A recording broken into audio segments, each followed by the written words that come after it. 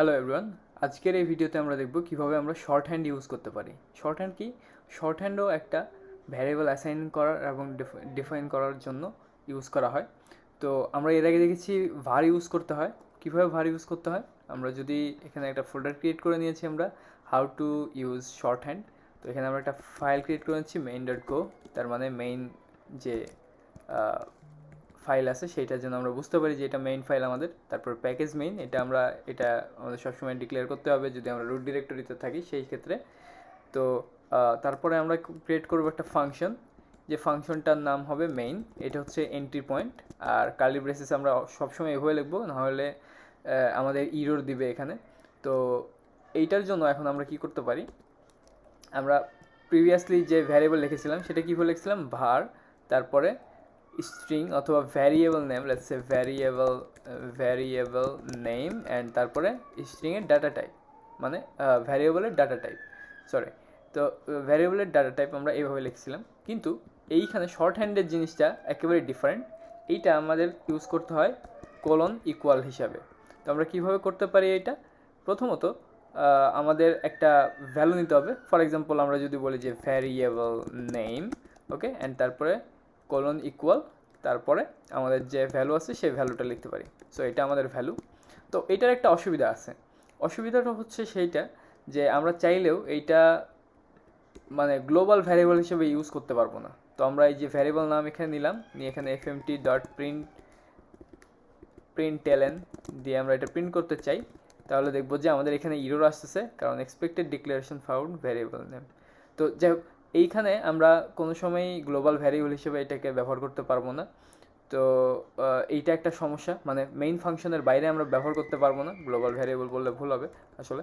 তো তো এখন যদি আমরা এখানে ইউজ করি তাহলে দেখবো যে আমাদের এইটা ঠিকঠাক মতোই কাজ করতেছে, যে গ্লোবাল ভ্যারিয়েবল বাদ দিয়ে আমরা লোকাল ভ্যারিয়েবল হিসেবে এটাকে কল করছি অ্যান্ড এইটা ইউজ করা যাইতেছে, এখন কোনো ইস্যু নেই।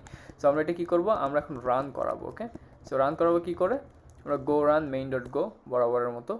তো এখানে দেখবো যে আমাদের ভ্যালুটা দেখা যাইতেছে। ওকে, সো এটা ভ্যালু, আর এটা বাই ডিফল্ট স্ট্রিং এমটি থাকে। সো আমরা যদি এখানে কোনো কিছু, মানে আমাদের এখানে ডাটা ভ্যালু অ্যাসাইন করতে হয় সবসময়। ফর এক্সাম্পল আমি যদি এইটা এইভাবে লিখতে চাই, লিখতে পারবো না, ঠিক আছে? তো সেক্ষেত্রে আমাদের এখানে ভ্যালু অ্যাসাইন করতে হবে। সো আমরা এখানে যদি বলি যে hello world, okay, and then তারপরে যদি আমরা রান করি তাহলে দেখবো যে আমরা হ্যালো ওয়ার্ল্ডটা আমাদের এখানে প্রিন্ট করাচ্ছে। তো এইটা হচ্ছে শর্ট অ্যাসাইনমেন্ট স্টেটমেন্ট বলে এটাকে, অথবা আমরা শর্ট হ্যান্ড হিসেবেও বলতে পারি। আর এটা মোস্টলি ইউজ করা হয় হচ্ছে লোকাল ভ্যারিয়েবল, আর লোকাল ভ্যারিয়েবলের জন্য, আর ইনিশিয়াল ভ্যালুর জন্য ইউজ করা হয়।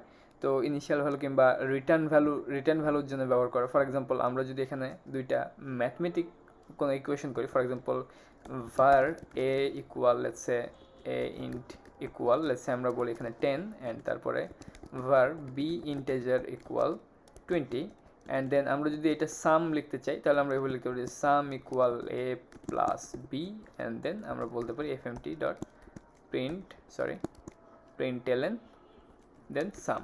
তো এইভাবে আমরা রিটার্ন টাইপের ভ্যালু ইউজ করতে পারি।